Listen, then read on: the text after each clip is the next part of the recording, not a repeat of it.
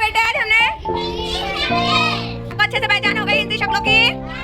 ठीक है, अब हम एक एक्टिविटी करेंगे, आपको आना है और हिंदी शक्लें पहचाना, उसका नाम पहचाना है और यहाँ पर चीजें रखी हुई है, वो चीजों को क्या करना है बेटे उसके हिसाब से निकाल कर मुझे बतलाना है। ठीक है, रेडी आप सब? Very good. चलो आप